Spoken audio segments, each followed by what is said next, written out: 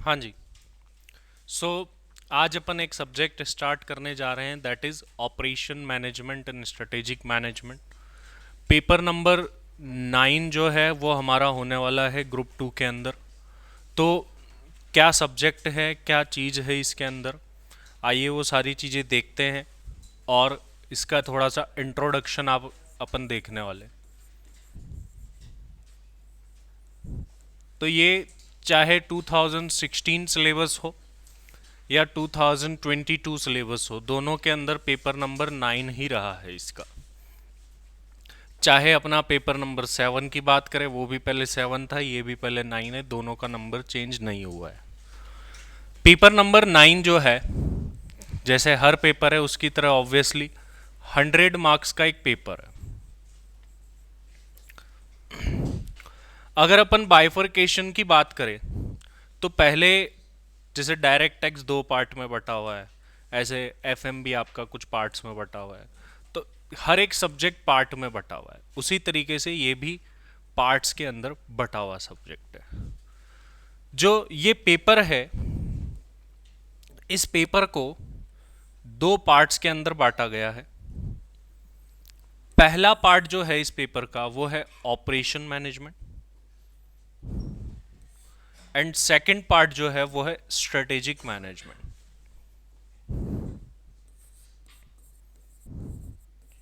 Operation management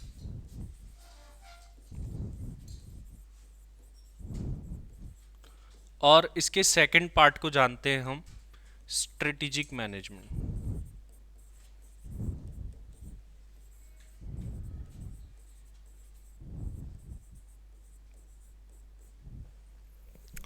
अब अगर अपन old 2016 syllabus से इसमें कंपेयर करें और न्यू में कंपेयर करें तो इसका कोर्स बढ़ गया है। मतलब पहले जो कंटेंट हुआ करता था उससे थोड़ा सा ज़्यादा कंटेंट है। वो 2016 वाला तो है ही, मतलब मान लो किसी को 2016 के एग्ज़ाम देने हैं सिलेबस के, तो उसने ये पढ़ लिया तो वो तो ऑटोमेटिकली कवर है, बल्कि उसको कम पढ़ने पड़ेंगे एक आधे चैप्टर। तो अगर अपन पहले इसका बाइफरकेशन देखें तो ऑपरेशन मैनेजमेंट 70 मार्क्स का होता था और स्ट्रेटेजिक मैनेजमेंट 30 मार्क्स का होता था। बट अब इसमें चेंज कर दिया गया। अब हमारा जो ऑपरेशन मैनेजमेंट है वो 60 मार्क्स का कर दिया गया है और स्ट्रेटेजिक मैनेजमेंट 40 मार्क्स का कर दिया गया है, जो कि अपने लिए थोड़ा सा नुकसान है। वो नुकसान कैसे है? क्योंकि जब स्ट्रेटेजिक मैनेजमेंट के 10 मार्क्स बढ़ाए गए हैं तो वो थ्योरी वाले 10 मार्क्स बढ़े हैं, जबकि प्रैक्टिकल जितना ज़्यादा अपन इसमें करें उतना अच्छा होता है, क्योंकि इसमें जो प्रैक्टिकल्स आते हैं वो मॉड्यूल और स्कैनर इसके बाहर नहीं आते और एज इट इज़ वैसे ही पैटर्न के आते हैं। तो इसीलिए इसमें प्रैक्टिकल करना बहुत अच्छा रहता है। चैप्टर कम कुछ भी नहीं हुआ है, उल्टा बढ़ और गया है, लेकिन ऑपरेशन मैनेजमेंट के नंबर कम हो गए हैं। तो वही सेम कंटेंट जो हम पहले पढ़ते थे वही अभी भी पढ़ना है अपन को। तो 60 मार्क्स के अंदर टोटल 7 चैप्टर्स है अगर आप देखेंगे तो।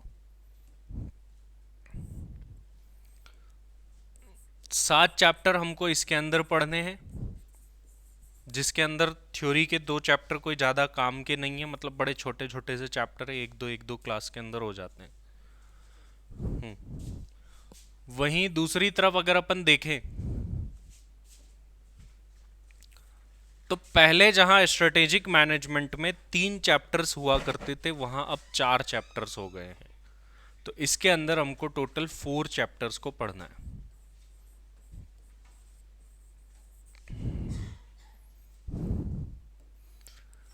अब एक चैप्टर इसमें एक्स्ट्रा एड ऑन किया गया है जो कि पहले नहीं होता था, that is digital strategy. Digitalization का ज़माना है, जब सारी चीज़ें डिजिटल हो रही है, तो इसी वजह से एक टॉपिक, एक चैप्टर इसमें ऐड कर दिया गया है, डिजिटल स्ट्रेटेजी। इधर से कुछ भी नहीं हटा, इधर पहले भी 7 थे, अभी भी 7 है। चैप्टर वही है, उल्टा उनके अंदर थोड़ा बहुत कंटेंट डाला गया, वो 2 4 5% एक्स्ट्रा है पहले से। इधर देखे तो एक इधर चैप्टर एक्स्ट्रा है, 40 मार्क्स का हो गया, बट टाइम इसके अंदर अपन को इतना नहीं लगता है। ये जो स्ट्रेटेजिक मैनेजमेंट है या जो भी थियोरटिकल चीज़ें हैं उसमें कंपैरेटिवली टाइम कम लगता है, और इसके अंदर सारा प्रैक्टिकल पार्ट है, इसलिए इसके अंदर अपन को कंपैरेटिवली टाइम ज़्यादा लगता है।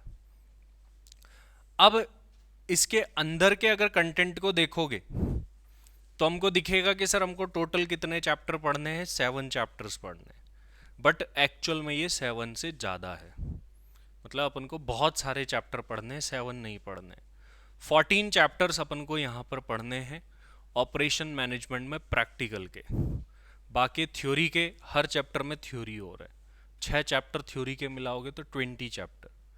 बट कुछ चैप्टर इसमें ऐसे हैं जो कि एक ही क्लास में हो जाते हैं या 2 क्लास में हो जाते हैं।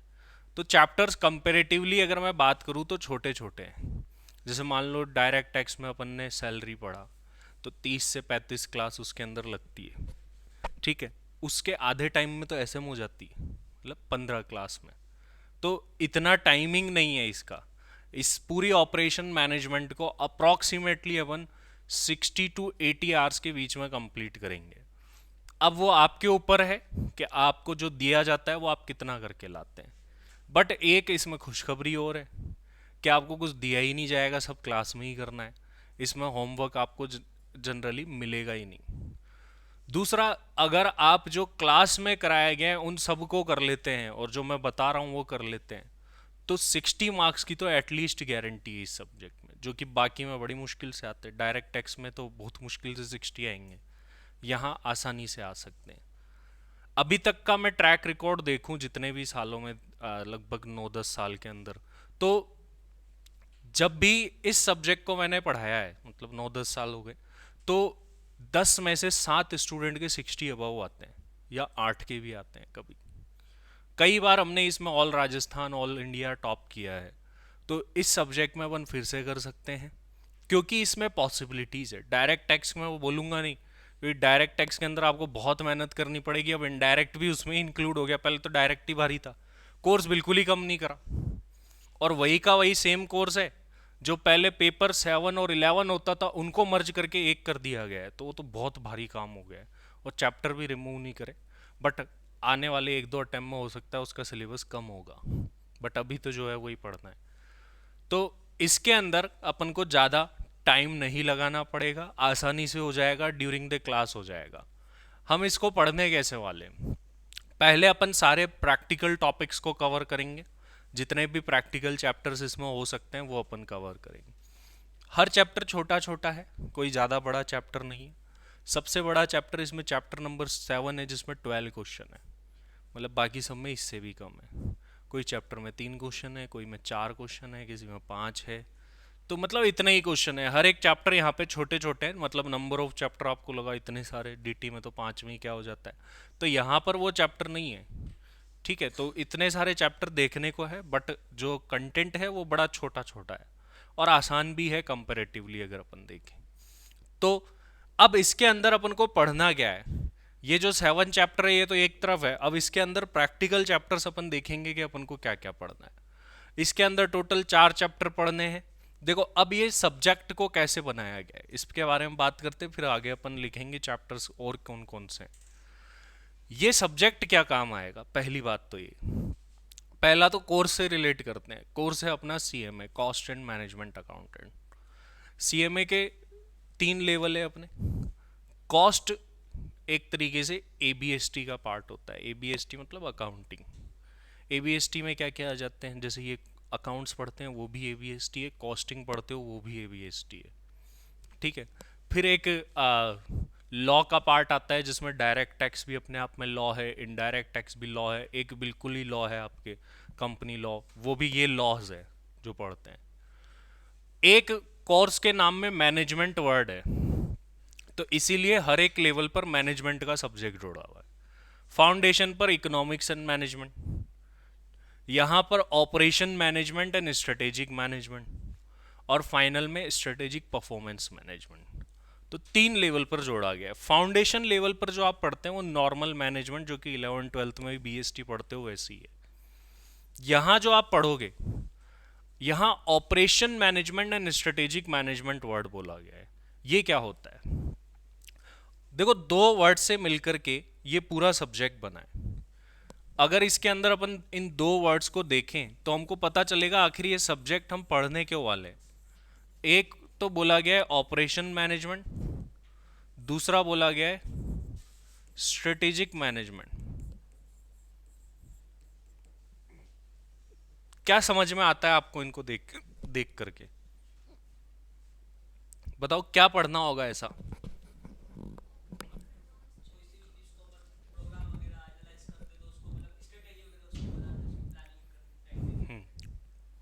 ऑपरेशन का मतलब क्या होता है? ऑपरेशन,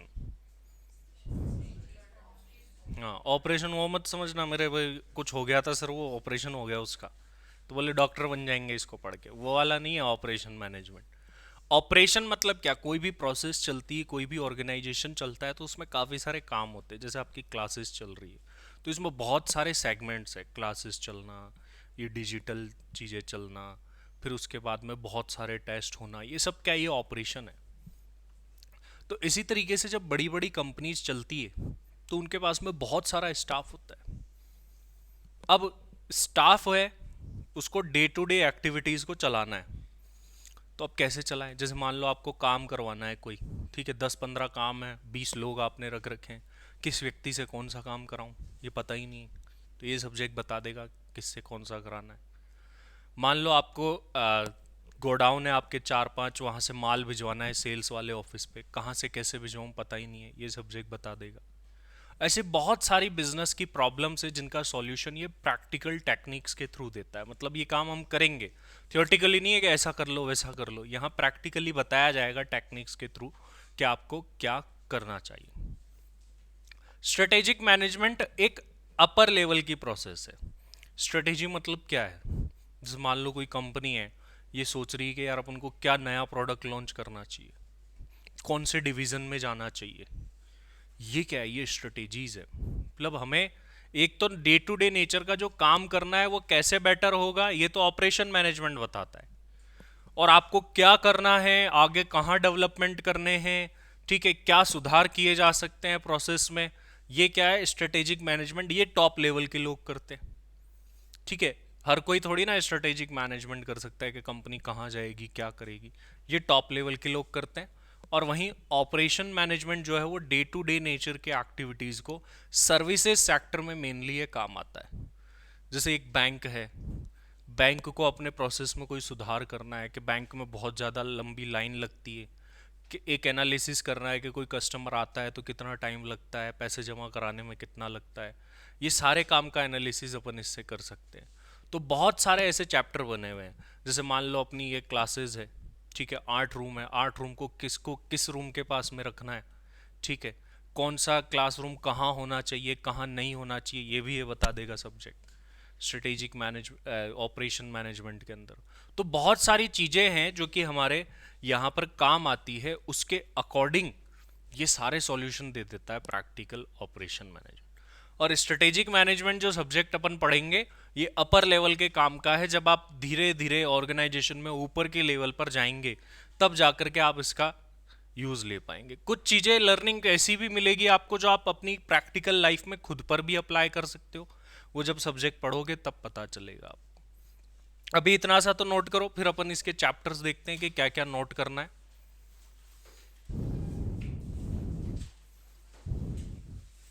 जो चैप्टर बुक में दिख रहे हैं उतने चैप्टर नहीं है, उससे ज़्यादा है, ये ध्यान रखें।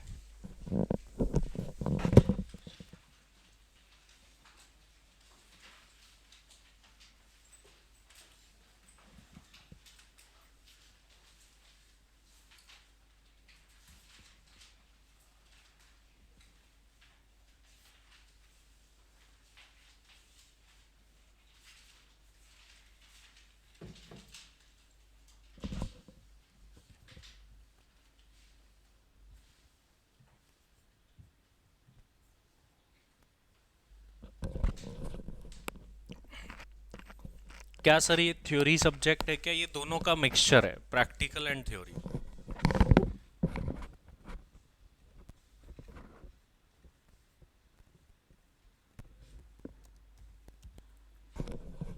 और इसमें जो चीज़ें आएगी वो आपने आज से पहले कभी नहीं पढ़ी है ना सुनी है, पढ़ोगे भी अभी, सुनोगे भी अभी। ये थोड़ा सा टेक्निकल सब्जेक्ट है, फाइनल में अभी आएगा, कहाँ आएगा मैं बताता हूँ अभी, कैसे क्या सब्जेक्ट कहाँ कहाँ पढ़ा जाता है, ये सारी चीज़ें अभी बात करेंगे अपन इस पे।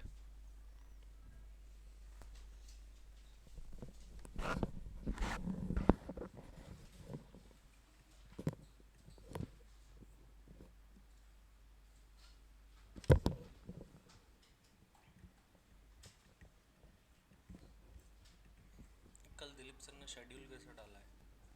10 से 10:45, 10 साढ़े 11, वही तो बोले वो सरप्राइज मिलेगा। तभी मैं सोच रहा तुम लोग ऐसी निगाहों से क्यों देख रहे थे मुझे।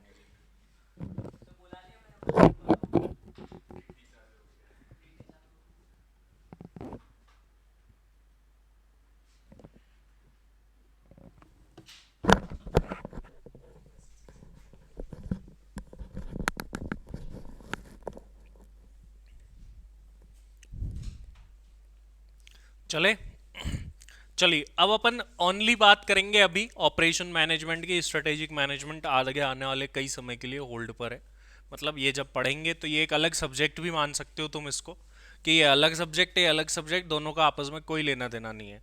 जब ये पढ़ेंगे तो ये अपने आप में अलग है, ये अपने आप में अलग है, दो अलग अलग सब्जेक्ट है जिनको एक साथ जोड़ रखा है एक तरीके से।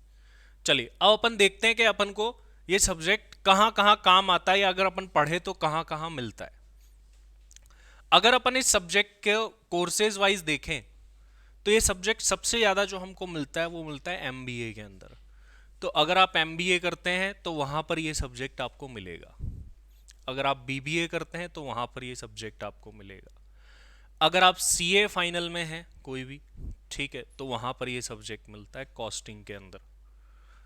और अगर कोई सिविल इंजीनियरिंग करता है तो इसका पार्ट वहाँ पर भी कुछ आता है, आईआईटी अगर कोई करता है तो भी इसका कुछ पार्ट आता है। मतलब ये सब्जेक्ट आपको अलग अलग जगह पर मिलेगा, चाहे साइंस फील्ड हो या फिर कॉमर्स फील्ड हो, अलग अलग जगह पर इसकी काफ़ी सारी टेक्निक्स है जिनको यूज़ किया जाता है। यहाँ पर कुछ चीज़ें, कुछ प्रॉब्लम्स के सॉल्यूशन ये सब्जेक्ट अपन को बताता है कि ये काम कैसे करना चाहिए। मेरे पास में बहुत सारे काम है करवाने को, अब आप सब लोगों में से बांटना है मुझे, तो अब मुझे कन्फ्यूजन है किससे कौन सा कराऊं, ये बता देगा लेकिन सब्जेक्ट टेक्निकल टेक्निक के थ्रू के इससे ये काम करा लो तो बेस्ट रिजल्ट मिलेगा। तो इस टाइप की प्रॉब्लम्स का सॉल्यूशन ये देता है, इसलिए ये चैप्टर जो है वो, टॉपिक जो है, सब्जेक्ट जो है वो प्रैक्टिकल एप्लीकेबिलिटी रखता है। इसमें काफ़ी सारी चीज़ें ऐसी है जिनके अब सॉफ्टवेयर आ गए हैं, मतलब इसमें कुछ चैप्टर्स अपन जो पढ़ेंगे ना वो काम आजकल सॉफ्टवेयर के थ्रू हो जाते हैं। तो इसीलिए आप लोगों को डिजिटल बनना बहुत ज़रूरी है, ठीक है। डिजिटल बनने के लिए क्या क्या करना पड़ेगा सर? देखो, एक तो इन्होंने खुद ही समझ लिया, चैप्टर ऐड कर दिया स्ट्रेटेजिक मैनेजमेंट में, जो मैंने बताया कौन सा, डिजिटल स्ट्रेटेजी। आज के टाइम पर अगर आप देखेंगे जो भी काम आप लोग करते हैं, मान लो एक प्रोफेशनल है, आप क्या काम करते हो भाई, आप जाओगे तो बाद में ऐसे थोड़ी बोलेंगे एक कॉपी लेके बैठ जाओ, लो सैलरी का क्वेश्चन सॉल्व कर दो, ऐसे थोड़ी बोलेंगे। वहाँ पर सारा काम डिजिटली होगा पीसी में। कई लोग ऐसे ऐसे होते हैं अब जिनको पीसी चलाना ही नहीं आता, बोले चालू कहाँ से होगा, होते हैं कई लोग, अभी भी है तुम में, बोल नहीं रहे, मन में सोच रहे हैं, पता है उनको। तो ये चीज़ें तक नहीं आती। अब ये चीज़ अगर किसी को नहीं आती तो वो कैसे एक्सपेक्ट कर सकते कि वो इंडस्ट्री में सर्वाइव करेंगे। आज के टाइम पर तो हर एक चीज़ डिजिटल हो गई। ये एजुकेशन जैसी चीज़ जो किसी ने सोची नहीं थी, बोले ऑनलाइन भी कोई पढ़ता है क्या, आज सब कुछ डिजिटल है। 80% of the student are digital, और उसमें भी आराम की तरफ जाने वाले रिकॉर्डेड, ठीक है, उसमें भी 70% वो। तो कितनी चीज़ें हो गई है, मतलब आप ये देखेंगे तो कितना बदल रही है चीज़ें, बट कई चीज़ें आलसी भी बना रही है, जैसे रिकॉर्डिंग देख लेंगे, वो देख ही नहीं जाती फिर कभी, वो देखते ही रहते हैं। हमारे पास रिकॉर्ड रहता है सारा, जो भी स्टूडेंट रिकॉर्डेड वाले होते हैं, आप लोग कितनी देखते हो, वापस से कितनी, सब हमको पता चलता है। हमने एक आदमी को स्पेशली इसलिए लगा रखा है, वो टीम पहले यहाँ नहीं थी, अभी थोड़े दिन में यहीं आ जाएंगे सब लोग, तो आपको दिखेगा। तो ये सारे एनालिसिस हम पीछे से देखते हैं कि आप क्या करते हो। तो आज इस डिजिटलाइजेशन में सोचो, जैसे किसी को रिकॉर्डेड क्लासेस हमने दी, जो देख रहे होंगे रिकॉर्डिंग, लेट सपोज वो क्लासेस चलाना चाह रहे हैं, ठीक है, वो सोच रहे हैं यार ये क्लास तो मेरे पास ही है, इसको इस दूसरे लैपटॉप में कॉपी कर लेता हूँ, चला लेता हूँ, चलेगी नहीं, ठीक है। इस क्लास को चलाने के लिए सॉफ्टवेयर भी वही चाहिए जो हमने दिया। क्लास का फॉर्मेट अलग आएगा, .gSC फॉर्मेट में आएगी, आप तो .mp4 चलाते हैं। तो ये चीज़ें क्या है, सब डिजिटल चीज़ें है। आज सोचो एजुकेशन फील्ड में ऐसे कहाँ था पहले, अब जमाना कितना जल्दी बदला। पहले नॉर्मल बोर्ड होते थे, एक मार्कर एक बोर्ड, शुरू हो गए। मतलब पहले के टाइम को अगर कंपेयर करें तो पहले टोटल खर्चा जितना एक कोचिंग इंस्टीट्यूट को बनाने में लगता था, उससे ज़्यादा खर्चा आज एक रूम को ऑपरेट करने में लगता है। तो कितनी, लेकिन सब कुछ डिजिटल हो चुका है। तो आप लोगों को डिजिटल होना बहुत जरूरी है, वरना तुम्हारी कोई वैल्यू नहीं रहेगी जब तक तुम लोग सीए, सीएमए, सीएस कुछ भी बनोगे। अभी तो सीएमए ही बनोगे, लेकिन फिर मान लीजिए कोई दूसरे प्रोफेशन वाले हैं, तब तक जमाना और बदल चुका होगा 2-3 साल के अंदर। मतलब आपको टेक्नोलॉजी फ्रेंडली होना बहुत जरूरी है। आपका जितना भी काम है, वो आप भी बता रहा हूँ, सब ऑनलाइन होगा। आप ये जो पढ़ रहे हैं ना, हो सकता है ये एजुकेशन 5 साल बाद ये कॉपियाँ नहीं दिखेगी क्लास में, ठीक है। हो सकता है कि एक टैब होगा, उसी में सब कुछ चलेगा। तो जमाना बदल रहा है, उसके साथ साथ आपको बदलना पड़ेगा, और ये बहुत जल्दी बदलेगा। जिस कोविड से पहले आप देखो और अभी देखो, तो कितना रैपिडली जो है सब कुछ चेंज हुआ है। तो आप लोगों को चेंज करना बड़ा ज़रूरी है। और ये सब्जेक्ट वही डिजिटल चीज़ों से भी आपको कनेक्ट करेगा। आप जितनी भी चीज़ें, जैसे इसमें कई टेक्निक्स है जो अपन हाथों से लिख के करेंगे, बट अब उनके सॉफ्टवेयर बन गए। तो इसी तरीके से क्या हो रहा है, जैसे मान लो आप इनकम टैक्स बनाते हैं, सैलरी निकालते हैं इतनी मेहनत करके, उनके भी सॉफ्टवेयर बने हुए हैं। लेकिन सॉफ्टवेयर को बनाने के लिए क्या होता है, माइंड हमारा चाहिए प्रोफेशनल का। आज के कोई भी सॉफ्टवेयर बनाना है, बोले ये एग्जम्प्ट करना है, ये तो हमें पता है ना। तो वहाँ रिक्वायरमेंट आप देखो, पहले जहाँ पर आप लोग क्या करते थे कि आपके पास में कोई क्लाइंट आता था, फिर आप बोलते थे आपका काम ऐसे होगा, वैसे होगा, ये होगा, वो होगा, वगैरह वगैरह, बहुत सारी एडवाइस देते थे। आज बहुत सारी एडवाइस तो यूट्यूब पे अवेलेबल है, गूगल पे अवेलेबल है, ठीक है। तो आप कोई प्रोडक्ट लेने जाते हो तो खुद भी तो रिसर्च कर लेते हो। कोई ड्रेस लेनी, कोई मोबाइल लेना है, उसके लिए भी आप रिसर्च कर लेते हो। पहले थोड़ी करते थे, दुकान पे जाते थे, पूछते थे भैया इसमें क्या क्या है, और सबसे पहले ये देखते दिखने में कैसा है, बोले बढ़िया दिख रहा है ले लो। अंदर का तो कुछ पता ही नहीं होता था कि जो भी होगा वो होगा। बट आप खुद सोचो कि आपके टाइम में और अभी में कितना चेंज आ गया। अभी आप इंस्टाग्राम चलाओ और आपकी रील निकालो, आप आपका इंस्टाग्राम निकालो, मैं बता दूंगा कि आपको क्या चीज पसंद है। आपकी पहली रील वही आएगी जो चीज आप देखना पसंद करते हो, और वैसी ही आती जाएगी। कैसे आती है बताओ। एल्गोरिदम होता है। एल्गोरिदम कैसे काम करता है सर ये, एल्गोरिदम ये देखता है कि किस रील को तुमने कितनी देर देखा, किसको 2 बार करके देखा, किसको जूम कर करके देखा, सारी चीजें देखता है। हाँ, वो सब पता है कि तुमको कौन सा कंटेंट पसंद है, और वो वही कंटेंट तुमको बताएगा, ठीक है। तो ये सारी चीजें एल्गोरिदम की है। मान लो आपने कोई यूट्यूब पे वीडियो लाइक कर दिया, तो वैसी वीडियो आएगी फिर आपके होम पेज के ऊपर। और इवन सुबह खोलोगे तो अलग कंटेंट, दिन को अलग, शाम को अलग। बोले ये आदमी सुबह इस टाइप का कंटेंट देखता है, शाम को अलग देखता है। अब तुम्हारी सोच अलग तरफ जा रही है, उधर मत ले जाओ। तो आप ये सोचो कि एल्गोरिदम को कितनी चीजें पता है। आप ये ऐप चलाते हो सीएमए कार्ट वाला, उसमें आप क्या देख रहे हो हमको पता है। अभी मैं बता सकता हूँ किसने कौन सा बैच खोला था, कौन सा कोर्स खोला था, क्या खोला था, किसने कब स्क्रीनशॉट लेने की कोशिश करी थी फिर उसका नहीं आया था, किसने कब है ना अपना लॉग आउट हुआ था, फिर अपने फ्रेंड को ओटीपी दिया था, उस फ़ोन से लॉगिन हुआ था, फ़ोन का मॉडल नंबर, फ़ोन का सब कुछ, फ़ोन में कौन सा सॉफ्टवेयर है, लास्ट अपडेट कब हुआ था, सब कुछ हमको पता है। तो इतनी चीज़ें पता है सब कुछ। अब हम कई बार तो एक्शन नहीं लेते, हमको पता है सब कुछ। तो अभी भी एक रिपोर्ट निकालेंगे, उसमें पता चल जाएगा तुमने कब कब कितनी कितनी बजे लॉगिन किया था, किस फ़ोन से किया था, कब किया था, तुम्हारी लोकेशन क्या थी। ये सारी इन्फॉर्मेशन हमारे पास। इसी तरीके से तुम्हारी भी है। एक सपोज करो आप है ना, आप लोग बैठ के कोई चीज़ बात करो, और उस गूगल को खोल लो आप, एडवर्टीजमेंट आ जाएंगे जिसकी आप बात कर रहे थे, वॉइस एक्सेस तक है आपका। तो मतलब आपकी चीज़ें सुन करके, आपकी चीज़ें सुन करके भी सारी चीज़ें पता चल जाती है। तो आप लोगों को डिजिटल होना बहुत ज़रूरी है। आप लोग उससे दूर नहीं रह सकते। अब ये टेक्नोलॉजी का पार्ट हो चुका है, तो आपको इस टेक्नोलॉजी का पार्ट बनना पड़ेगा, ठीक है। तो ये चीज़ आप ध्यान रखिए कि जब भी अपन इस सब्जेक्ट को पढ़े या कोई भी चीज़ पढ़ रहे हो आप, तो टेक्नोलॉजी फ्रेंडली होना आज बहुत ज़रूरी है। लेकिन उस टेक्नोलॉजी को आप टाइम पास के लिए यूज़ करो, वो भी सही नहीं है। 2-2 घंटे रील ही देखते जा रहे हो, ठीक है, फिर मन में सोच रहे हो मुझे कौन सी बनानी चाहिए, ठीक है, वो ख़राब है चीज़ें, वो क्या मतलब है। या तो आप कोई चीज़ प्रोडक्टिव करो उस पर, ठीक है कि हाँ यार ये चीज़ देखी है मैंने, ये कंटेंट मेरे काम का है। यूट्यूब चला रहे हो तो ऐसा कंटेंट चला लो जो आपके काम का है। 2-3 साल बाद फिर बिना काम का ही देखोगे। ठीक है, क्योंकि फिर तो वो आपका काम खत्म हो चुका होगा, आप जॉब कर रहे होंगे, वैसे ही दिन भर परेशान हो जाओगे, मतलब आप क्या छोड़ो इस काम को। तो इसीलिए ये चीज़ डिजिटल होना, आपको पीसी चलाना आना चाहिए भाई, एक्सेल चलाना आना चाहिए, वर्ड चलाना आना चाहिए, ये सारी चीज़ें आनी चाहिए। लेकिन तुम सीखते नहीं हो। इसके लिए भी हम सोच रहे हैं, एक सॉल्यूशन लेके आ रहे हैं कि यहाँ पर आपकी एक कंप्यूटर ट्रेनिंग जो है वो डिज़ाइन करेंगे, जिसमें ये सारी चीज़ें आपको सिखाई जाएगी। मतलब स्किल डेवलपमेंट भी बहुत ज़रूरी। सपोज करो किसी को बहुत ज्ञान है बट उसको पीसी ऑन करना नहीं आता ना, तो कोई नहीं पूछेगा उसको इंडस्ट्री में। अगले दिन निकाल देंगे, बोले करोगे क्या तुम, यहाँ पे थोड़ी ना बही खाता मेंटेन कर रहे हैं, यहाँ सब डिजिटल हो चुका है। तो इसलिए वो बहुत ज़रूरी चीज़ें हैं। आप मान लीजिए आज ना लिख करके हिसाब करते, बोले ये ठीक है, इसको ये सेल करा, ये परचेज करा, ये करा, आज अपन कॉपी में तो ऐसे ही करते हैं। बट कंपनी में जाओगे तो ऐसा थोड़ी होगा। कंपनी में तो सब कुछ डिजिटल हो गया। जनरल एंट्री करो, ऑटोमेटिकली पी एंड एल पे इफेक्ट चला जाता है, बैलेंस शीट पे इफेक्ट चला जाता है।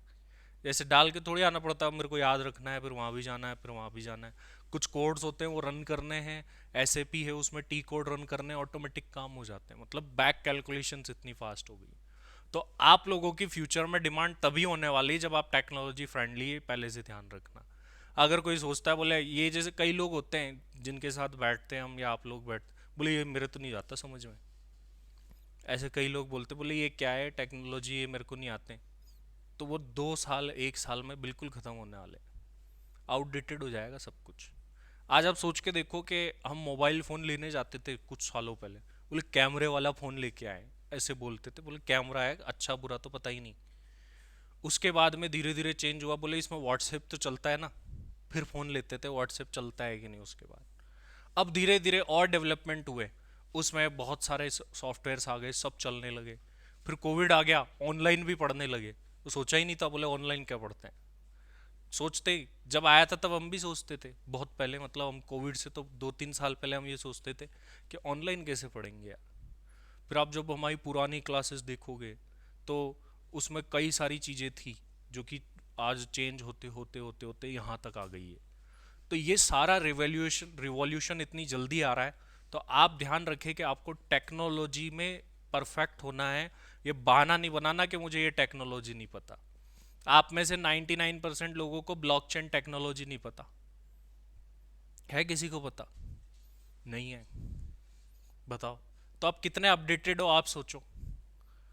और अभी पूछ लेना, बोले कौन सी रील वायरल हो रही है आजकल, बोले पतली कमरिया, बोले आया आया, वो सारा पता है।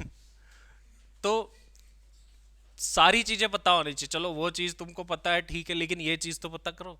एजुकेशन की चीजें ही नहीं पता, फ्यूचर में क्या होने वाला पता ही नहीं है। फिर फ्यूचर में देखोगे, अच्छा हाँ ये टेक्नोलॉजी ऐसी होती है, जिसको मैं आपको आज बता रहा हूँ, वो 4 साल 5 साल बाद दिखेगा इम्पैक्ट आपको नॉर्मल लाइफ के अंदर, दुनिया के अंदर। बट जब तक आप किसी चीज़ में फर्स्ट नहीं होंगे, एडवांस नहीं होंगे, तब तक आप ज़िंदगी में आगे नहीं निकल पाए। तो इसलिए कोई भी चीज़ हो, कोशिश करो कि आप उसमें एडवांस रहे, दूसरों से पहले पता हो आपको उसके बारे में, तब जा कर के जो है आप आगे ग्रो कर पाएंगे। तो इस सब्जेक्ट के अंदर भी यही है। ये सब्जेक्ट जो है, इस सब्जेक्ट के अंदर क्या है कि जितनी भी अपन को प्रैक्टिकल लाइफ में काम करने होते हैं, इसमें जो भी चीज़ें अपन पढ़ने वाले हैं, उनमें से 90% के सॉफ्टवेयर बने हुए हैं। तो हम उसमें इंफॉर्मेशन डालते हैं, वो कैलकुलेट करके दे देता है। बट वो सॉफ्टवेयर बनता है कोई भी, तो बनता कैसे है, किसी की नॉलेज उसमें डाली जाती है, तभी तो वो बनता है। जैसे आप कहीं किसी कंपनी में गए, बोला ये एंट्री करने से पी एंड एल पर ये इफेक्ट आएगा, ये कौन बताएगा? ये तो आप ही बताओगे ना। तो आज साहब आपकी सारी नॉलेज कैसे ट्रांसफॉर्म होगी? डिजिटल। ये सॉफ्टवेयर को आपने नॉलेज दे दी, सॉफ्टवेयर काम कर रहा है। तो इसीलिए आप सोचो कि जो एम्प्लॉयमेंट होने वाला है फ्यूचर में, वो टेक्नोलॉजी बेस्ड होने वाला है। मतलब आप कितना आपका ज्ञान उस टेक्नोलॉजी को दे सकते हो, सॉफ्टवेयर को, कि फिर वो आगे उसको ट्रांसमिट करे। तो इस तरीके से चेंज आने वाले हैं। तो आप पहले से इन चीज़ों में एडवांस रहनी चाहिए, आपको पता होना चाहिए चीज़ें। ठीक है, ये चीज़ें ध्यान रखो। फ्यूचर में ऐसा भी हो सकता है आपकी क्लास लगी हो, यहीं पर एक आपका पहले से टैब फिट हो, स्क्रीन, यहीं रोज आके काम करना है तुमको, इसी में टैब में ही लगा हुआ है। ये मैं आपको 7-8 साल बाद की बात बता रहा हूँ, ये होगा, आप आ जाना मेरे पास। तो वहां पर आपका एक पेन होगा, यहीं पर रहेगा वो डेस्क में फिट, यही काम करना है आपको। आपके पास में एक घर पे डिवाइस होगा टैब, उसमें वो सारा डेटा दिखेगा आपको जा करके, वो सारा सब कुछ बहुत जल्दी जल्दी होने वाला है। तो ये फ्यूचर में चीजें होने वाली है, आपको पता पहले से होना चाहिए। तो इन चीजों पर आपको वर्क करना है कि आपको फ्यूचर रेडी होना, टेक्नोलॉजी फ्रेंडली होना है। टेक्नोलॉजी ऐसे नहीं अपने तो समझ में नहीं आता, वो वाली चीजों से दूर रहना है। चलिए, अभी तो अपने पास टाइम नहीं है, अभी तो अपन ने कोर्स नहीं जाना। कोर्स भी जानेंगे अपन, बहुत सारी चीजें जानेंगे। हो पहले प्रैक्टिकल चीजें पढ़ेंगे। अब वो प्रैक्टिकल चीजें आपको इसमें लगेगी वही, जैसे कॉस्टिंग है, अकाउंट्स है, प्रैक्टिकल वैसे ही है इसमें भी। बट इनका यूसेज जो है ना वो अलग जगह पर है। आप जाओगे किसी कंपनी में, ये यूज ही नहीं कर पाओगे। इस सब्जेक्ट में जो भी पढ़ोगे ना वो जाते ही यूज ही नहीं कर पाओगे कभी। कोई कंपनी आपको बोलेगी नहीं बताओ ये करना है कैसे करेंगे, कोई नहीं बोलेगा आपको। ये चीज़ें धीरे धीरे धीरे धीरे यूज आती है। दूसरी बात, जितने सब्जेक्ट आप पढ़ रहे हो सारे सब्जेक्ट यूज आएंगे क्या? वो भी नहीं आएंगे। आप किस फील्ड में एंटर करते हो अभी थोड़ी ना पता आपको, जॉब किस फील्ड में मिलेगी, आप किस फील्ड में जाओगे। जब आप सीए में बन जाओगे फिर आपको एक फील्ड मिलेगा, फिर जो सब्जेक्ट का फील्ड मिला है वो ज़्यादा काम आएगा। टैक्सेशन प्रोफाइल में गए तो वो ज़्यादा काम आ रहा है, अकाउंटिंग में गए तो वो ज़्यादा काम आ रहा है, ऐसे हो जाएगा धीरे धीरे। चलिए, तो आज के लिए इतना ही। नेक्स्ट क्लास में अपन देखेंगे इसका क्या डिटेल सिलेबस रहने वाला है, कौन कौन से चैप्टर, और एक चैप्टर भी स्टार्ट कर देंगे अपन नेक्स्ट क्लास में। हाँ जी, चलिए लास्ट क्लास से आगे बढ़ते हैं। सो लास्ट क्लास के अंदर हमने ये देख लिया था कि अपन को इस सब्जेक्ट में क्या चीज़ें पढ़नी है, किस टाइप की चीज़ें पढ़नी है, और हमने देखे थे कि नंबर ऑफ चैप्टर्स हमें कितने पढ़ने हैं। अब अपन प्रैक्टिकल चैप्टर्स को पहले करने वाले हैं, जैसा कि अपन ने डिस्कस करा था। तो उनके बारे में देखते हैं कि आखिर प्रैक्टिकल चैप्टर्स के अंदर क्या क्या है, यहाँ पर कौन कौन से चैप्टर जो है प्रैक्टिकल चैप्टर्स में इंक्लूड किए गए हैं, उनके बारे में हम बात करेंगे।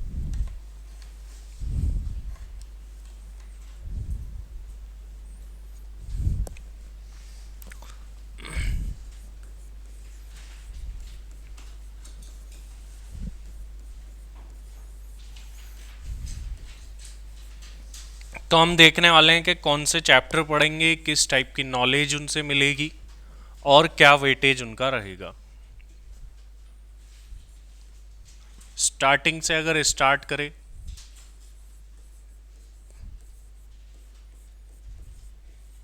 Demand forecasting. डिमांड फॉरकास्टिंग के अंदर अपन देखेंगे कि किसी प्रोडक्ट की फ्यूचर डिमांड को कैसे निकाला जाता है, कि किसी पर्टिकुलर प्रोडक्ट की फ्यूचर में कितनी डिमांड होगी, इसे हम कैसे निकाल सकते हैं, ये डिमांड फॉरकास्टिंग में बात करेंगे।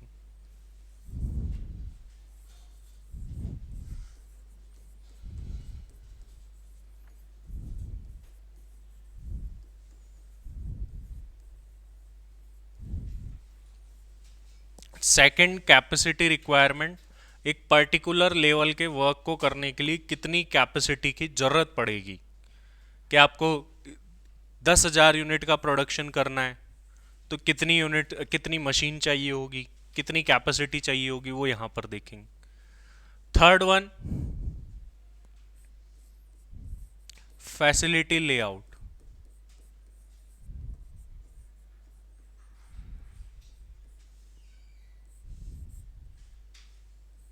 Fourth,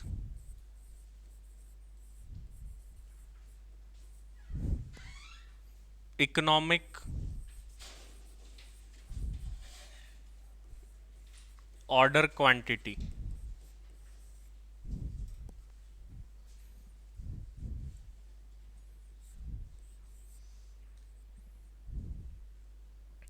next, job allocation.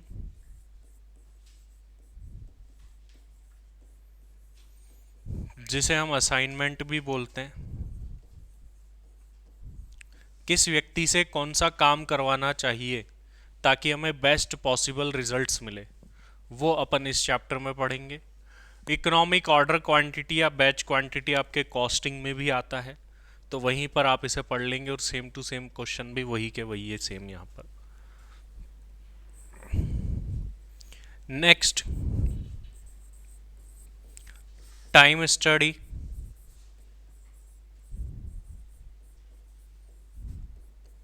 Work study and method study, ये चैप्टर अपन पढ़ेंगे नेक्स्ट।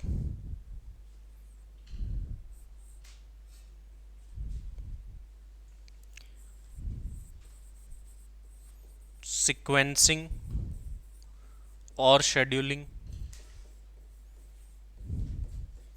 टाइम वर्क स्टडी में हम देखेंगे कि किसी काम को करने के लिए कितना स्टैंडर्ड टाइम रिक्वायर्ड है, वो अपन इसमें पढ़ेंगे। सीक्वेंसिंग शेड्यूलिंग में किसी वर्क को किस सीक्वेंस में करने पर बेस्ट रिजल्ट मिलेंगे।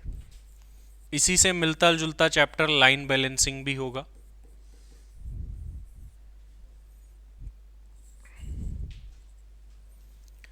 फिर नेक्स्ट लीनियर प्रोग्रामिंग,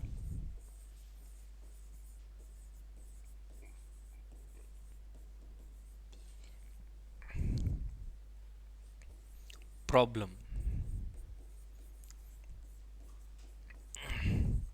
इस चैप्टर में न्यू एडिशन भी हुए हैं नए सिलेबस में।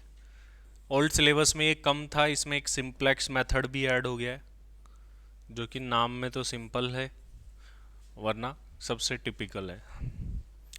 इसके बाद में हम सिमुलेशन देख सकते हैं, जो कि एक और प्रैक्टिकल चैप्टर है। ट्रांसपोर्टेशन,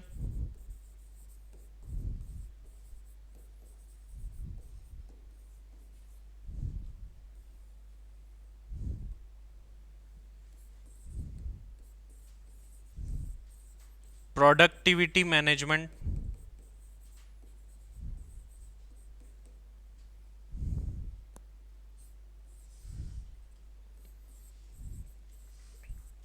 प्रोजेक्ट मैनेजमेंट,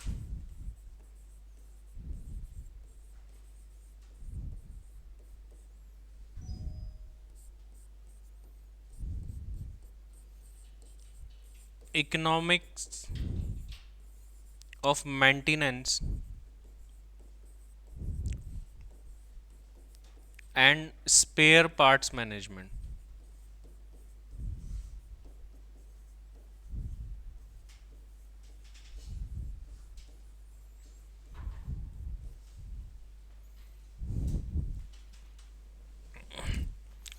ये प्रैक्टिकल चैप्टर्स है जो कि अपन को पढ़ने हैं।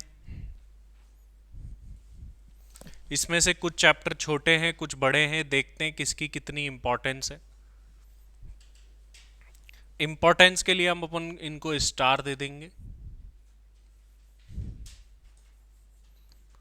ये चैप्टर 3 स्टार के अंदर आता है। इस चैप्टर को करने में हमको 2 to 3 आवर्स लगेंगे। कैपेसिटी रिक्वायरमेंट चैप्टर 2 स्टार के अंदर आता है। इस चैप्टर को करने में हमें 2 आवर्स लगेंगे या फिर 3 तक लग सकते हैं। फैसिलिटी लेआउट 2 स्टार में आता है, वही 2 to 3 hours. Economic order quantity वैसे हम नहीं करने वाले हैं, क्योंकि आप कॉस्टिंग में सेम टू सेम पढ़ लोगे। फिर भी आप इसे करोगे तो आपको सेल्फ करना है ये, और 2 स्टार टॉपिक है और मैं इसमें लिख रहा हूँ सेल्फ, क्योंकि सेम टू सेम क्वेश्चन आप कॉस्टिंग में करोगे, इधर भी वही एज इट इज क्वेश्चन है, कुछ चेंज ही नहीं है, और इधर कुछ लॉजिक भी नहीं इस चैप्टर का, ना इसका कभी क्वेश्चन आया है। Job allocation assignment,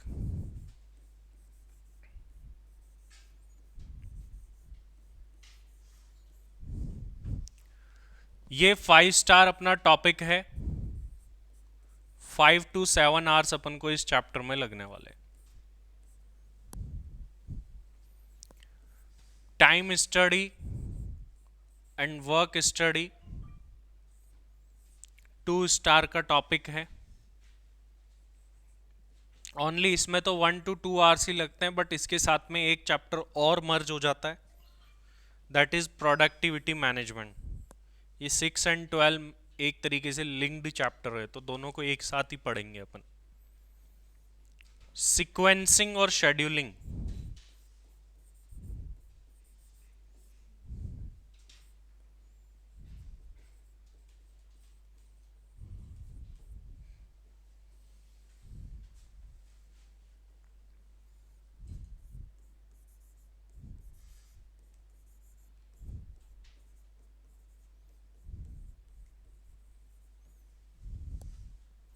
linear programming.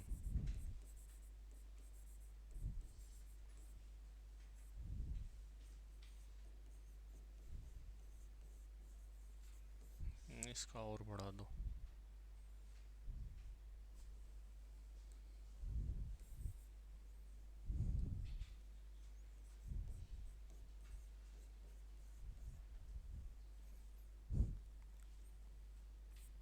Simulation.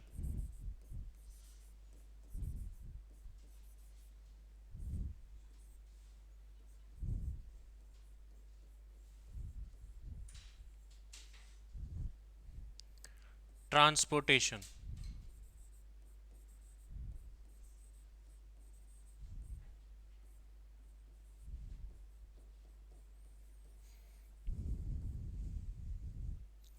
Productivity management.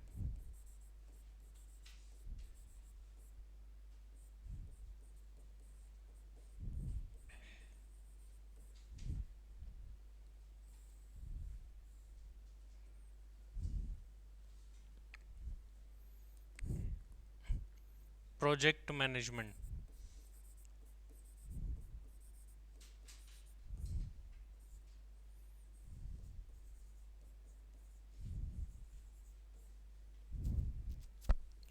Economics of maintenance and spare parts management.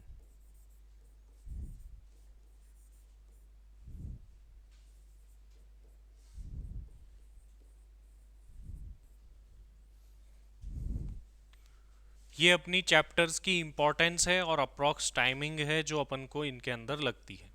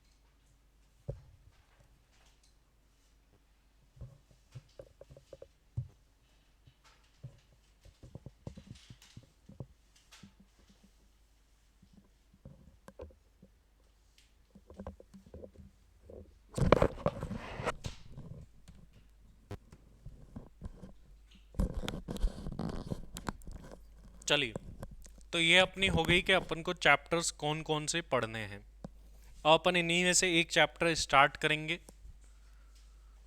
और ये फर्स्ट ही कर लेते हैं अपन, डिमांड फॉरकास्टिंग। अभी अपन कुछ ऐसी डेफिनेशन वगैरह कुछ नहीं देख रहे, ऑपरेशन मैनेजमेंट क्या होता है, क्या बेनिफिट्स है, बिल्कुल थियोरटिकल बातें हैं, वो अपन थोड़ा बाद में ही पढ़ सकते हैं। पहले अपनी इंपॉर्टेंस प्रैक्टिकल रहेगी, बीच बीच में अपन थोड़ी बहुत थ्योरी भी पढ़ेंगे। ये जो प्रैक्टिकल टॉपिक्स अपन पढ़ेंगे इनमें भी कुछ थियोरटिकल टॉपिक है, सारी थ्योरी को अपन सेपरेटली अलग से पढ़ने वाले हैं। तो अभी अपना मेन फोकस इनके प्रैक्टिकल कंटेंट पर रहेगा। डिमांड फॉरकास्टिंग चैप्टर के नाम से हमको पता चल रहा है डिमांड फॉरकास्टिंग का मतलब क्या होता है कि किसी प्रोडक्ट की फ्यूचर में कितनी डिमांड होगी इसको फॉरकास्ट करना। ये डिमांड फॉरकास्टिंग में अपन देखने वाले हैं। तो डिमांड फॉरकास्टिंग काम क्या आती है ये टेक्निक। अब काफ़ी सारी कंपनीज हैं, उनको प्रोडक्शन करना है कि हम कितनी यूनिट्स बनाएं, क्या कितना प्रोडक्शन करें। मान लो कोई मोबाइल फ़ोन की कंपनी है, वो सोच रही है हम कितने पीस मोबाइल फ़ोन बनाएं। ठीक है, तो ये सारी चीज़ें वो कंपनी सोच रही है कि फ्यूचर में कितनी डिमांड होगी, उसके अकॉर्डिंग ही तो अभी प्रोडक्शन प्लान करेंगे। तो अब उनको पता ही नहीं है लेकिन बनाना कितना है, कैसे करना है। तो फिर उस सिचुएशन में क्या किया जाए, तो डिमांड फॉरकास्टिंग का सहारा लिया जाता है। डिमांड फॉरकास्टिंग के अंदर क्या होता है कि पास्ट डेटा के बेसिस पर किसी प्रोडक्ट की फ्यूचर में कितनी डिमांड होगी उसका एनालिसिस किया जाता है। तो इसका जो मेन यूज है वो क्या है कि फ्यूचर के लिए किसी प्रोडक्ट की डिमांड कितनी होगी उसको फॉरकास्ट करना on the basis of some past data. तो इसका यूज क्या हो गया, डिमांड फॉरकास्टिंग का मतलब क्या है। तो demand forecasting means estimating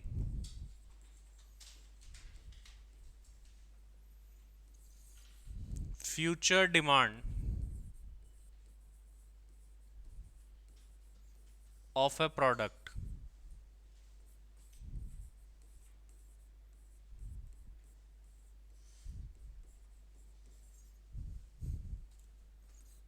on the basis of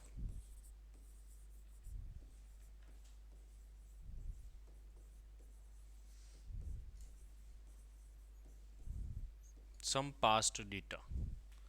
वैसे तो डिमांड फॉरकास्टिंग के बहुत सारे अलग अलग टाइप के मेथड्स हैं। Expert opinion method, buyers intention को कलेक्ट करना, लीस्ट स्क्वायर मेथड, ऐसे बहुत सारे मेथड्स हैं जो कि यहाँ पर कवर होते हैं थियोरटिकली। और इसमें से कुछ प्रैक्टिकल भी दे रखा है एक मेथड, उसी को अपन पढ़ने वाले हैं, जिसको हम लीस्ट स्क्वायर मेथड भी बोल सकते हैं।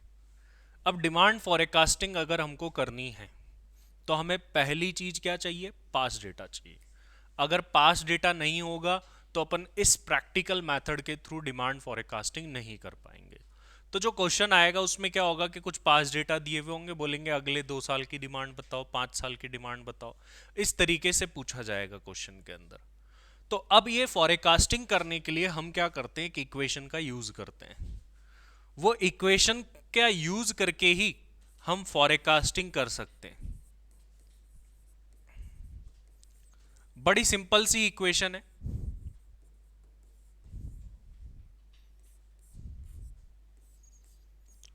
y equals to A plus B X. इस इक्वेशन का यूज करके अपन पास्ट डिमांड के बेसिस पर फ्यूचर के लिए एस्टिमेट कर सकते हैं। इस इक्वेशन के अंदर मैं देखूं तो जो y है उसका मतलब है डिमांड, या सेल्स भी बोल सकता हूं मैं इसे, क्योंकि जितनी डिमांड उतनी सेल्स हो जाएगी वो सारी। ए एक वेरिएबल है जिसकी वैल्यू हमें डिटरमाइन करनी पड़ेगी, और कांस्टेंट एक वर्ड रहता है।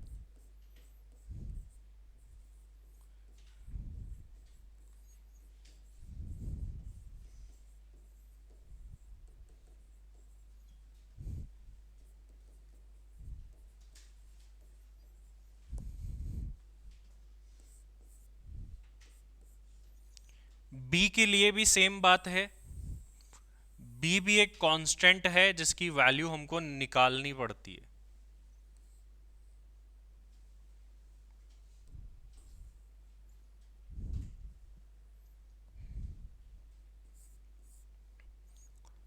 एक्स कैसे निकलेगा,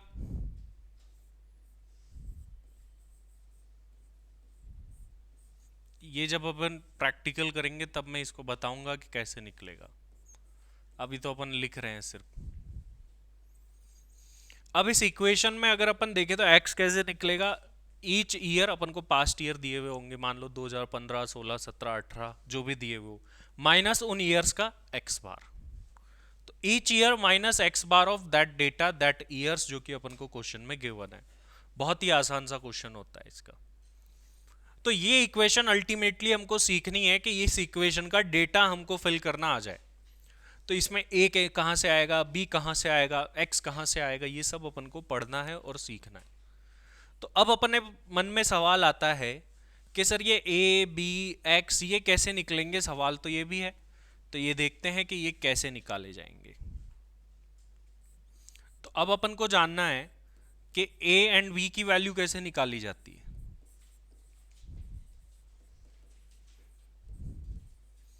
ऑपरेशन मैनेजमेंट का हर chapter, each and every chapter अपने आप में अलग है।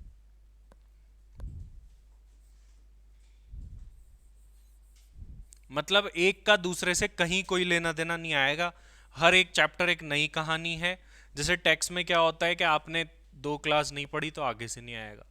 इसमें एक चैप्टर के बाद दूसरा चैप्टर, अगर आप एक चैप्टर नहीं पढ़ा दूसरा पढ़ रहे हो, कोई लेना देना ही नहीं है, अपने आप में सब नई कहानी है। ये जैसा अपन ये पढ़ रहे हैं पूरे ओएमएसएम में, ऐसा कहीं नहीं आएगा वापस। तो ए एंड बी की वैल्यूज कैसे निकाली जाए। तो ए की वैल्यू निकालने के लिए हमको चाहिए होगा सिग्मा वाई, और डिवाइड करना होगा एन से। यहां पर वाई क्या है, पास्ट ईयर की डिमांड्स जो हमें क्वेश्चन में गिवन है, उसका टोटल कर दो। एन मतलब नंबर ऑफ ईयर्स।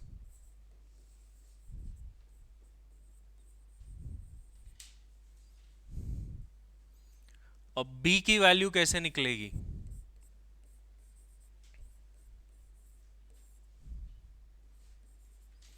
ये चैप्टर कुछ स्टैटिक्स में भी ऐसी चीजें आती है, ठीक है, रिग्रेशन वगैरह जब आप पढ़ते हैं तब ऐसी चीजें आती है। तो क्या ये सर पूरा सब्जेक्ट ऐसा है, जैसा मैंने बताया सब कुछ अलग है। कई जगह आपको ऐसे लगेगा हम तो गेम खेल रहे हैं, ठीक है, ऐसे भी चैप्टर से कुछ इसमें। तो ये दोनों इक्वेशन के थ्रू, दोनों फार्मूलाज के थ्रू अपन ए की वैल्यू निकाल सकते हैं, बी की निकाल सकते हैं। सर ये बी निकालने के लिए हमको क्या चाहिए होगा, एक्स वाई का मल्टीप्लीकेशन और डिवाइड बाय एक्स स्क्वायर करना पड़ेगा। अभी क्या होता है कि ये जो अपन पढ़ रहे हैं पार्ट, इसमें दो मेथड्स अपन को पढ़ने होंगे। एक तो ऐसा होगा कि जब हमें पास्ट ईयर्स दिए हुए होंगे, उनकी डिमांड होगी, बोलेंगे अगले 5 साल का 2 साल का निकाल दो, हम इस तरीके से निकाल। कई बार ईयर ना देके, टाइम ना देके, डिमांड किसी और चीज पे डिपेंड करती, जैसे बोला कि इस सिटी की पॉपुलेशन इतनी थी तो डिमांड इतनी, इतनी पॉपुलेशन पर इतनी, इतनी पॉपुलेशन पर इतनी। मतलब टाइम पर डिपेंड ना करके डिमांड किसी और फैक्टर पर डिपेंड करे तो उसके लिए अलग तरीका है, वो अपन सेकंड पार्ट में, दो तरीके हैं, ये पहला है, एक दूसरा होगा। तो ये जो पार्ट अपन पढ़ रहे हैं, ये जो पार्ट अपन पढ़ रहे हैं, ये वाला पार्ट किसके लिए है, जब टाइम पर बेस्ड डिमांड दे रखी हो, पास्ट ईयर की डिमांड दे रखी हो। तो अब हमको यहां पर एक चीज और देखनी है कि एक्स की वैल्यू कैसे निकाली जाए।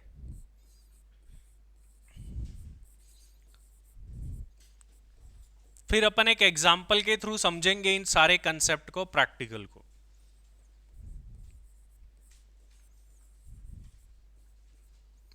एक्स की वैल्यू कैसे निकाली जाए।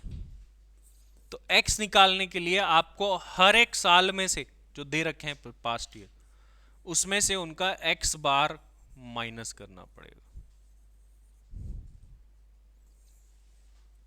एक्स बार मतलब एवरेज। अब एक्स बार कैसे निकाले,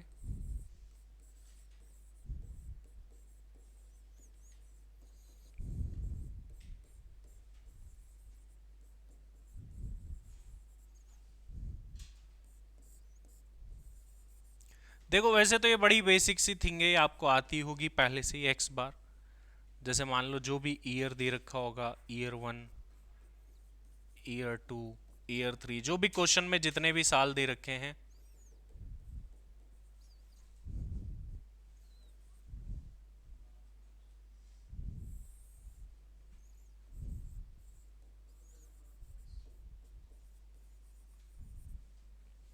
तो जितने भी साल हमें क्वेश्चन में गिवन है, उन सबको लो, ईयर का टोटल करो। जैसे हमको दे रखा है 2015, 16, 17, 18, 19, 20, तो 2015 प्लस 2016 प्लस 2017, 2018, ऐसे 20 तक के ईयर्स को प्लस करना है।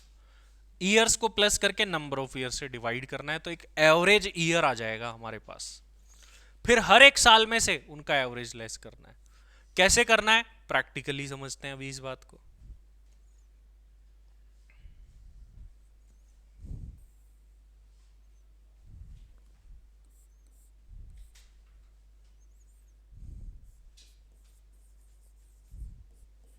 जैसे अपन को ईयर्स दे रखे हैं और उनकी डिमांड दे रखी है।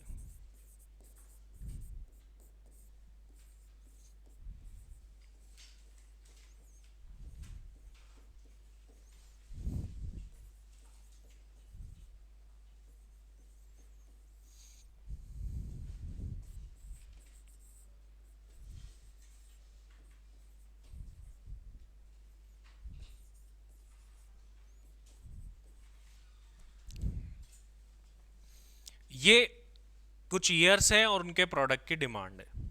ये जो डिमांड है ये क्या है, वाई, पास्ट ईयर का।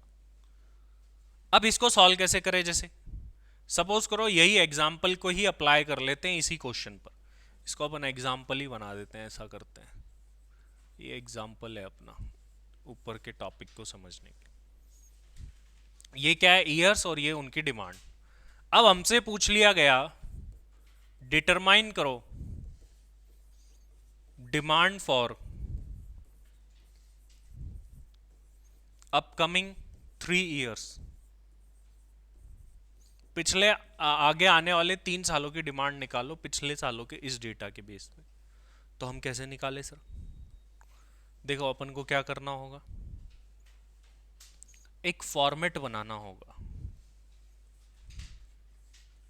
जो फॉर्मेट मैं आपको यहां पर लिख देता हूं, हमेशा यही स्टैंडर्ड अपन को फॉलो होगा। ऊपर जितनी भी चीजें अपन ने बनाई है, इक्वेशन बनाई है, उसमें कुछ चीजें अपन को चाहिए। ईयर और उनकी डिमांड तो क्वेश्चन में गिवन होगी। एक्स हमें निकालना पड़ेगा, हमारे एक्स स्क्वायर भी काम आएगा, और एक्स वाई निकालना पड़ेगा। तो इसके अंदर फॉर्मेट क्या होगा हमेशा, ये तो ईयर का कॉलम, ये डिमांड का कॉलम, ये दोनों क्वेश्चन से ही मिल जाएंगे हमें। ये एक्स का कॉलम ये हमें निकालना पड़ेगा, ऊपर देखा था अभी कैसे वो निकालेंगे। दूसरा कॉलम एक्स स्क्वायर का और तीसरा कॉलम एक्स वाई का। अब यही फॉर्मेट सर इस क्वेश्चन को सॉल्व करने पे ले ले, चलो इस पर ले लेते हैं और देखते हैं कि प्रैक्टिकली ये कैसे अप्लाई होगा।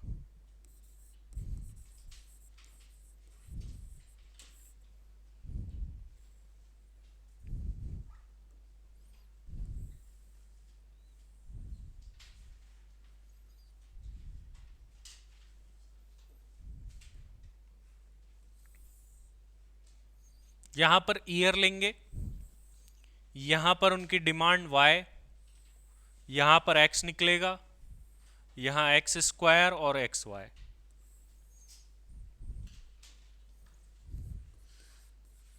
ईयर में देखूं तो ईयर हमको दे रखे हैं 2015 से लेकर 19 तक के।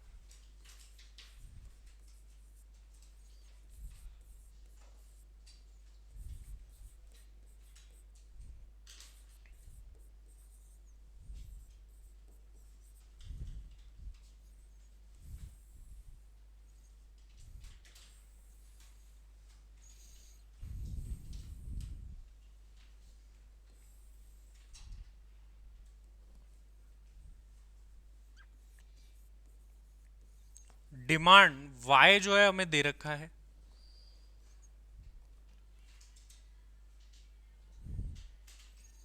1000, 1200, 1500, 900 एंड 1300। अब हमें यहां क्या लिखना है, x।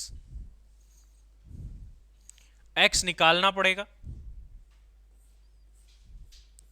सारे ईयर्स का टोटल क्योंकि x निकालने के लिए x बार चाहिए, फिर ईच ईयर माइनस x बार करेंगे तो ये x निकलेगा।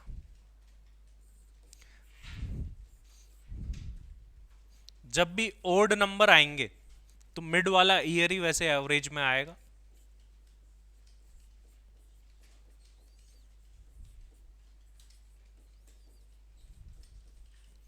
कई बार ये पॉइंट्स में भी आ सकता है। कुछ बच्चे निकालते पॉइंट में आ गया, बोले सर ये तो पॉइंट में आ रहा है, तो क्या स्पेशल हो गया उसमें, है तो नंबर ही।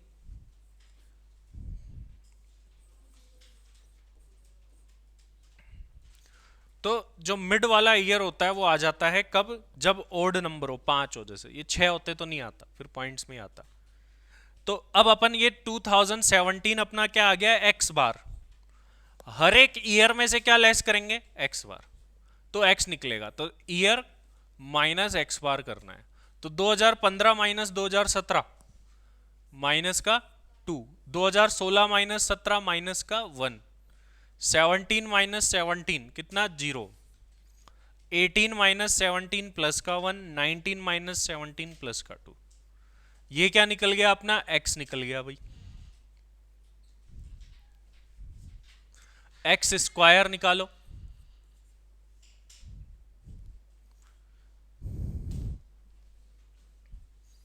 एक्स स्क्वायर कैसे निकालेंगे भाई, इनको स्क्वायर कर दो।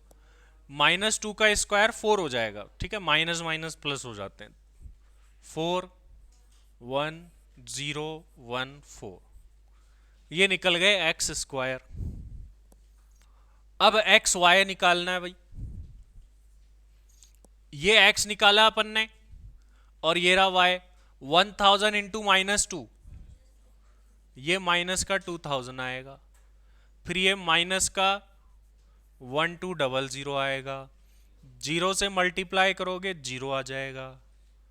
900 इंटू 1 कर देंगे 900, 1300 इंटू 2 कर देंगे 2600। अब हम इनका टोटल कर लेते हैं।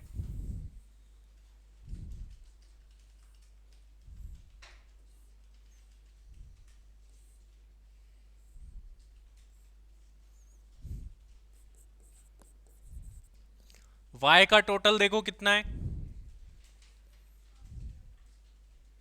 कितना आ रहा है,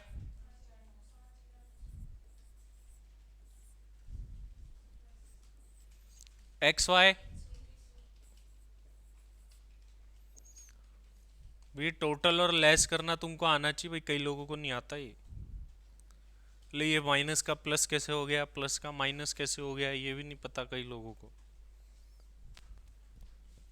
चलो अब ये तो हो गया, अल्टीमेट टारगेट है, हमको अगले 3 साल की डिमांड निकालनी है। 3 साल की डिमांड निकालने के लिए उस इक्वेशन को पूरा करना पड़ेगा, y equals to A plus B X. उसमें a और b तो पता ही नहीं, तो अपन a और b की वैल्यू निकालते हैं।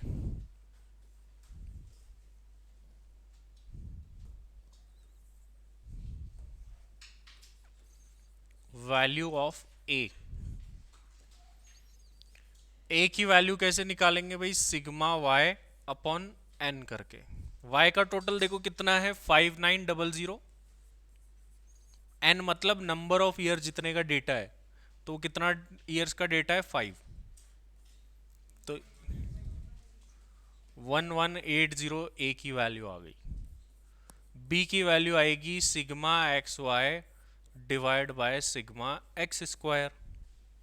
तो एक्स वाई का टोटल हमने निकाल रखा है 300 आया है, एक्स स्क्वायर का टोटल हमने निकाल रखा है 10 आया है, तो ये 30 आ गया है। अब हमारी इक्वेशन को अगर मैं चेक करूं तो ये इक्वेशन थी y equals to A plus B X. अब मैं ऐसे डाल दूं कि भाई y इक्वल्स टू ए और b की जगह क्या आ जाएगा, वैल्यू आ जाएगी जो वैल्यू मैंने निकाली है।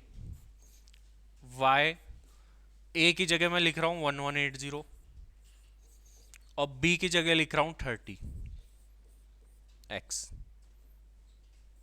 ये इक्वेशन बन गई है अल्टीमेटली a एंड b की वैल्यू निकालने के बाद में।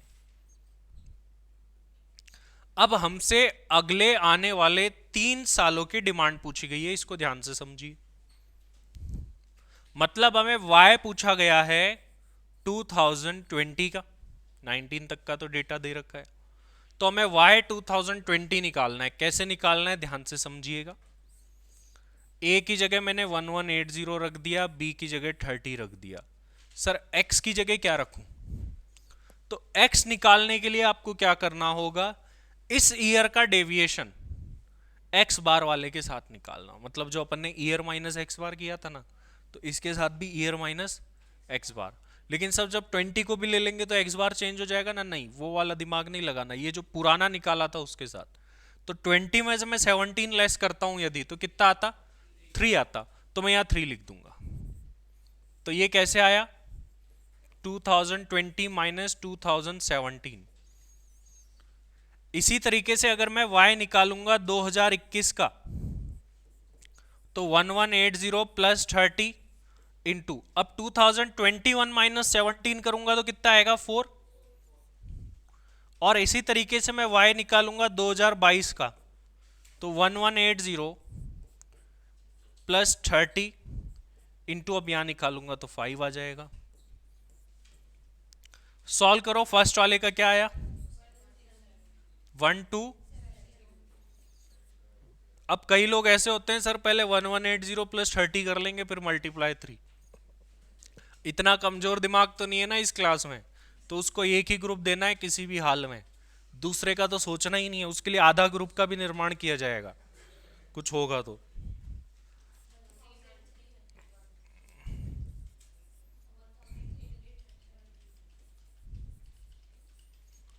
ये जो है हमारी फ्यूचर की डिमांड्स आ गई है अगले आने वाले 3 साल की।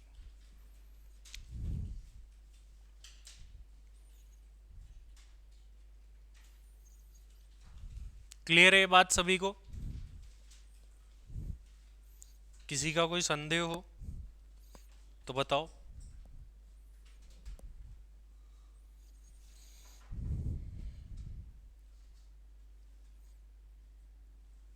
इस टाइप का क्वेश्चन आता है 8 नंबर का, एग्जाम में आता है। तो अभी अपन आगे और करेंगे इसी टाइप के सिमिलर क्वेश्चन 8-8 नंबर के आए हुए। जब अपन ये पढ़ेंगे तो पास्ट एग्जाम के भी क्वेश्चन करेंगे। और एक बात और जानकारी के लिए बता दूं कि इस बुक में जितने भी क्वेश्चन है वो सब एग्जाम में आ रखे हैं। तो आप जो एग्जाम हर रोज करोगे मैं उसमें ये बोलूंगा ये एग्जाम में आ रखे हैं, क्योंकि हर एक आ रखा है। जितने भी एग्जाम के क्वेश्चन आए हुए थे उनको भी ला करके यहीं डाल दिया गया है बुक में। तो इसलिए अपन को एक्स्ट्रा स्कैनर की यहाँ ज़्यादा जरूरत नहीं पड़ती, क्योंकि जो स्कैनर के क्वेश्चन है वो भी बुक में ही डाले हुए हैं सारे के सारे। तो इसलिए जब अपन वो सारे कर लेंगे तो कुछ ही एक्स्ट्रा क्वेश्चन होंगे जो अपन को फिर करने पड़े। चलिए इससे आगे हम नेक्स्ट क्लास में पढ़ेंगे, आज के लिए इतना ही।